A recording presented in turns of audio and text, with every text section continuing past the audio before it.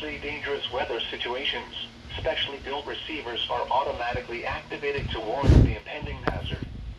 Tests are normally conducted by the National Weather Service every Wednesday and Saturday between 10 a.m. and 12 noon.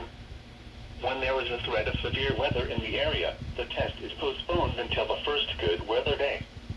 Reception of this broadcast and the alarm tone will vary from place to place.